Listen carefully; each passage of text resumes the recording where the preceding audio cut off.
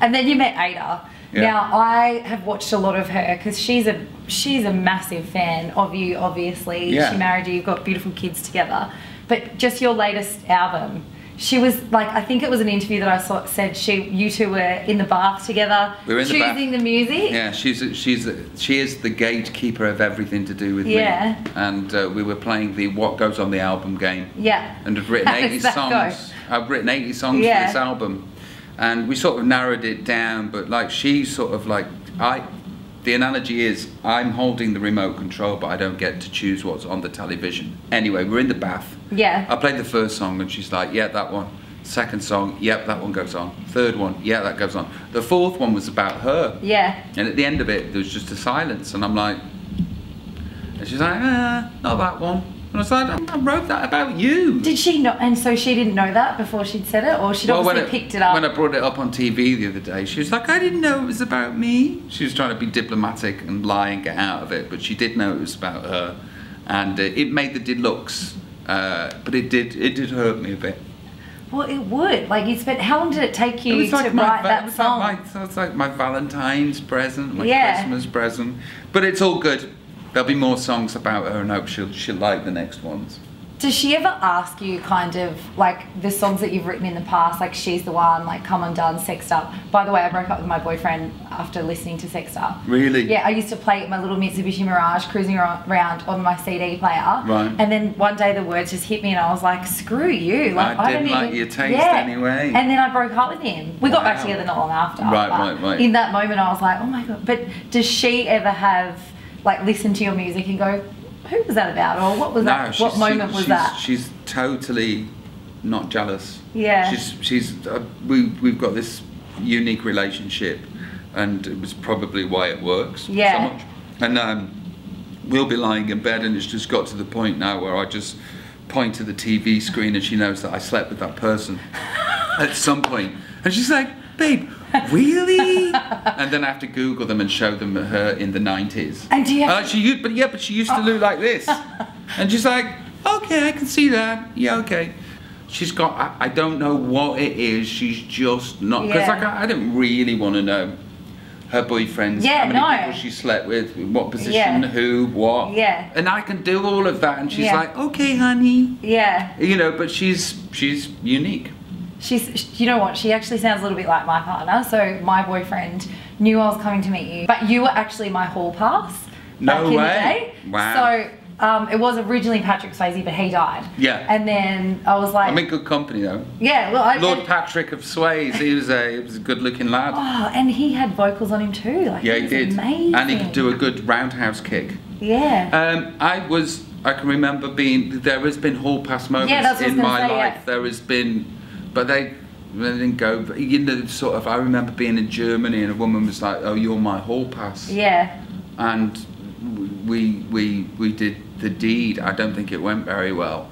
Yeah. See, I think the kind of coolness about it is like the fantasy sometimes. Yeah, but also it's so weird. Like me and the wife can't have hall passes because we're actually going to bump into those people. So have you talked about ever, like, if you did have a hall pass, who it would be?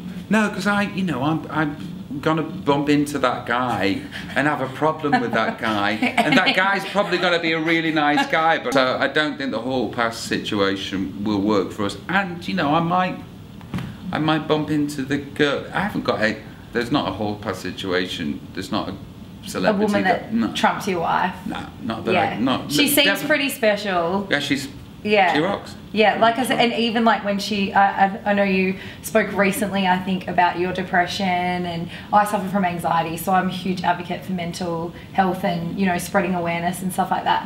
And just the way that she spoke about you, and when you opened up and said, like, I didn't want to be on this planet sometimes. Yeah. Like that really, like you could see the compassion and everything when she was so upset, like to hear those words come out of your mouth. Yeah, she loves me. Yeah. I love her.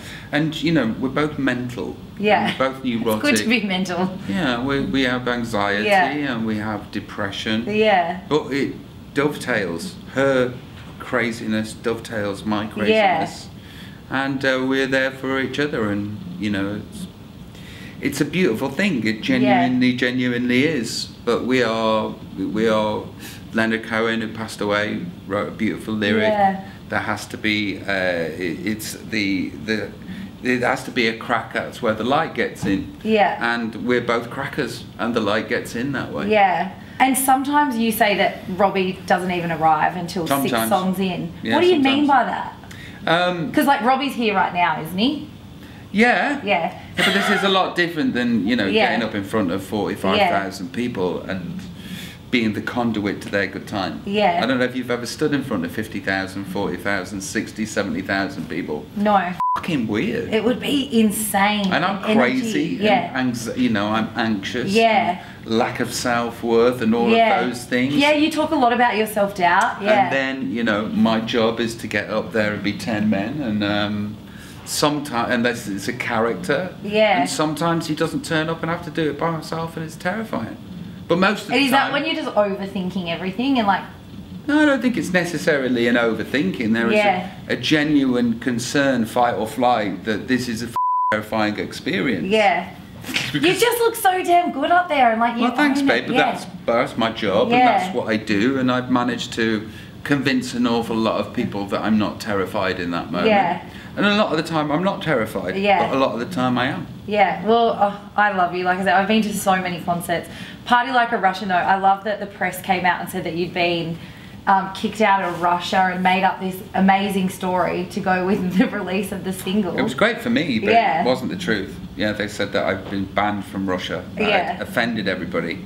And I'm not sure if the media's the same here, but they kind of go off on Twitter and find 3 people that go, we disagree with this. Yeah. And they go, look everybody, 3 people disagree. Yeah. And that was what the story was with Party Like a Russian. But I'm glad that they did, because there's a lot of column inches. A lot of people went and had a look at the video, and my album's doing good, so it's all goes in the pot of all the goodness of what makes promo. Well, I don't even know what else to say, because I'm so like... I'll see you tonight. I'm so amazed to be here with you. You're a rock star. Thank you for all the music that you've made and for your time today. I'm so excited. Yay! Can I have a hug? Yeah, of course. I was so scared that I was going to pee myself because I was like so nervous, and I've got sweat dripping off me. Oh yeah, me too. Yeah. I could talk to you all day. Yeah, I could talk to you all day. Do you say that, Deborah?